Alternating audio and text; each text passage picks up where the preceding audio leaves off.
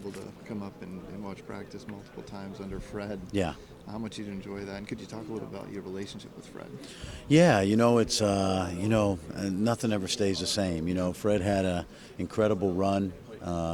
I jokingly told a couple of people, I'll probably tell Coach Prohm tomorrow, Pat Riley couldn't replace Fred and Ames. He was obviously that popular, being the hometown guy. But Fred and I got to be very close. And we were actually close before he took the job when he was with the T-Wolves. But because I covered the Cyclones so much, I got to know him and the coaching staff.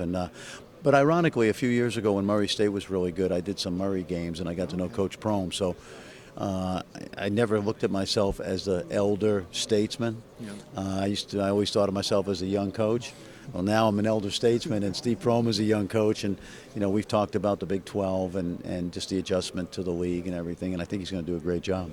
Is there a similarity? And I know all coaches are this way a little Yeah. bit. You pick a lot of other people's brains, and that's one thing that you do. But is there a similarity in the eagerness for that between Fred and Steve as well? I think the similarity is in that Steve gave his team a lot of offensive freedom.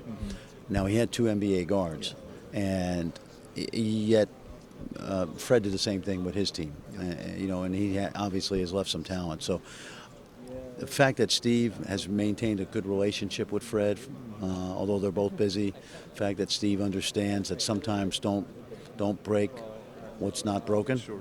And I went through a similar experience like this when I took over a head coaching job at Manhattan. The team had already had success, and the key is to keep as much the same as possible so that the players don't have as big an adjustment, but also you have to infuse your own personality. And I think Steve is doing that from talking to both him and the players. Is that a easy and natural thing to do as a coach, or do you have to kind of ease back a little bit and not think, okay, I have things I want to do, but I also need to respect these guys? You have to check your ego at the door, because human nature is that I'm going to do it my way, and my way is the best way, and these guys are going to do it my way. But in reality, the smart way, which I think is the way Steve's approached it, is what can we keep the same? What fits my personality that we can continue to do that makes the adjustment easier. And then at a certain point, you still have to be yourself, and you still have to coach, to your own personality. So I think there's a healthy bit of self-awareness that Coach Prohm has about that.